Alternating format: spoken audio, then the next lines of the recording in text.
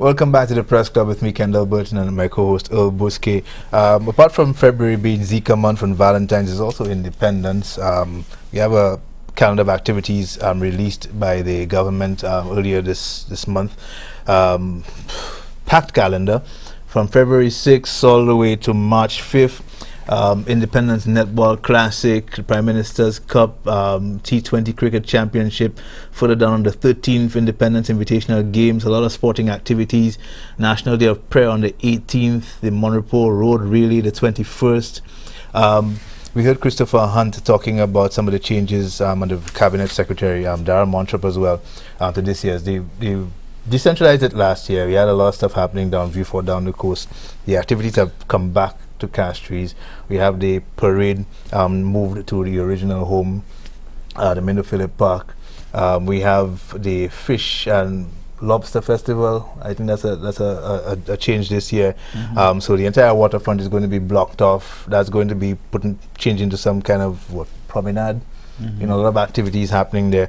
But more interestingly, I latched on to what the Cabinet Secretary Darrell Monthrop was saying at the launch of the calendar of activities, that quite apart from St. Lucia just being a holiday for St. Lucians, the government wants to spread the activities, not just throughout February, but throughout the year, and to ask St. Lucians to reflect on what independence means for them. You know, we've talked about it before on this show, the outward displays, you know, of national pride, you know, people carrying the flags on their cars, although I haven't seen them so much this time around. Entire bonnets being draped with flags, car windows being draped with flags. People have been creative in the fashion, you know, that has come out, you know, using the flag colors and the flag itself. But to what extent does that reflect in other aspects of our lives throughout other periods in the year, apart from and outside of the Independence Month? Yeah, it's one of those things. There are so, unfortunately, independence has developed here into a celebratory event, a celebratory event that grows bigger and bigger every year, becomes more involved. And on the one hand, it's encouraging because more and more people every year are embracing the concept of identifying with independence. So participation in independence activities, I should say. On the other hand, we still have that unfortunate situation where our independence celebration is not rooted in history. What are we celebrating? Exactly. What's the significance of February 22nd? There's no significance to February 22nd. It's not a date in our history.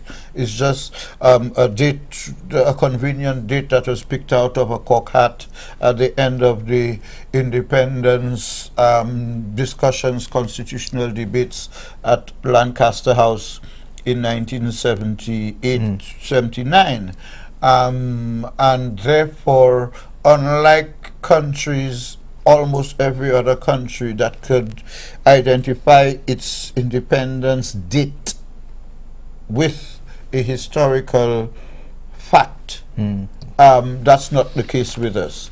Be that as it may, we are this year going to be 37 years in independence. That is the age of a child if we compare it with the independence of the United States and other places like that.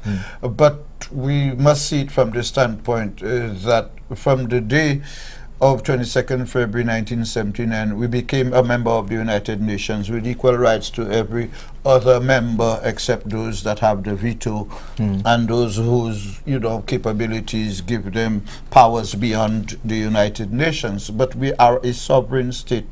And independence, I think what we need to start doing after 37 years, we haven't sufficiently been able to teach generations the importance of appreciating independence, not from the standpoint of celebration alone, but from the standpoint of understanding the concept of sovereignty, understanding what independence means, understanding what nationhood means, the things that make us independent. Because on the one hand, we're glad to be independent, but we still have a considerable number of persons and institutions who are uncomfortable about our Prime Minister saying to the government of United Kingdom or Her Majesty's government that, listen, we disagree with you on your interpretation of the Jufali situation. There are people who say, yes, we are independent, but they feel we are, roaches before roosters, wavet Liverpool when it comes to the United States on the impacts issue. So we're not even supposed to rock the boat because we're too small.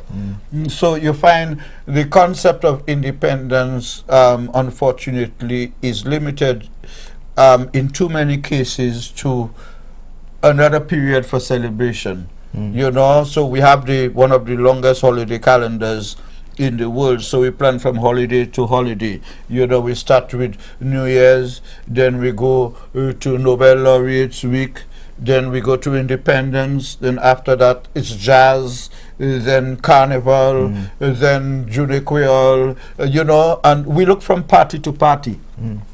Independence, I think, if we're not careful, it will fall into the category of party from now until March 5th, without, during that period, there being sufficient educational activities, as in the case of, for example, Nobel Laureate Week. There's always a lecture to look into the works of Walcott and Lewis, and to try to explain, even if not as many people seem to understand and appreciate as ought to be the case. But when it comes to independence, I'm not aware that we have sufficient activities aimed at getting today's generation to understand the importance of sovereignty. Yeah, as a matter of fact, the Cabinet Secretary put the onus on the media. He challenged the media to play a part in achieving what you pointed out. But I'm not sure to what degree the media can do that. To my mind, that's something that falls on the education system, the school system. I'm not aware of to what extent or degree. Unless the Cabinet Secretary was meant to say that the media should assist. Yeah, I believe that's what he meant. But I don't know that a lot of the media see themselves or their role as education. It's more information and entertainment, and the education is often left out. But I don't know. And it comes to our own appreciation of the situation. I was speaking to an individual who was a president of an important institution representing thousands of persons in St. Lucia. And when I told him that ownership of Pigeon Island was repatriated through Dr. Kenny Anthony as Prime Minister, making representation to the actual owners of Pigeon Island, he asked me what I was talking about. And I said, yeah, Pigeon Island was never ours. It belonged to a family in Britain. And we had to negotiate with them to get Pigeon Island back and cede it back to St. Lucia. And that only happened about 15 years ago. And I can remember that being in the news because we reported it. But it's still not a known fact. So that people,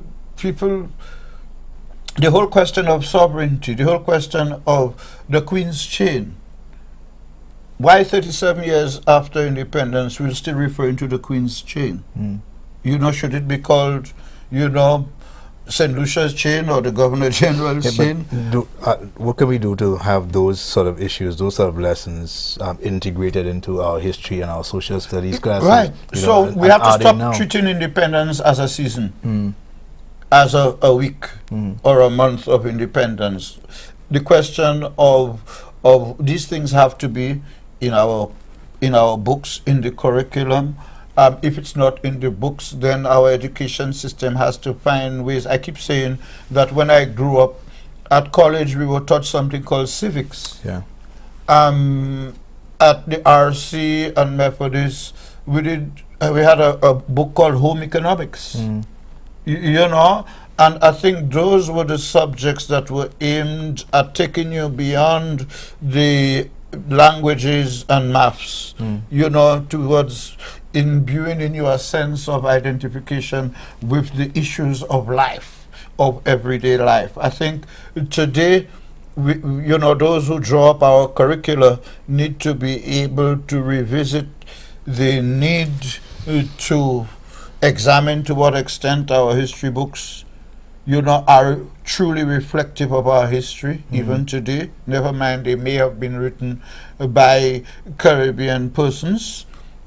We need to look at to what extent are we allowing science and technology, you know, to be more integrated in a way and in a sense that it could serve the students after leaving school.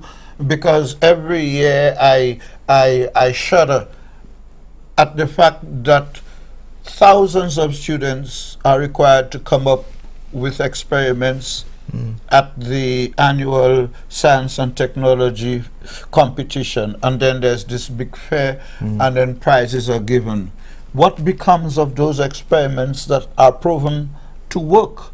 You know, they're just part of the curriculum. So after you've discovered something today that could be put to work for the country, you have to put it aside and think of another new one for next year. And I still think that there needs to be a time when a decision will be taken to revisit all of those prize-winning entries. All of those prize-winning projects, and put them somewhere and get those students together and say, hello, let's take it off the desk. Let's take it off the school compound. How can we put that to work?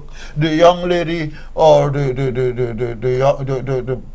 young persons who won 2 or 3 years ago with a project on how to dam and how to end the problems affecting the Bexon River and the environs. I mean, we still have the problems with the river every year. So has anybody taken that experiment, which was found to work to the extent that it won the prize?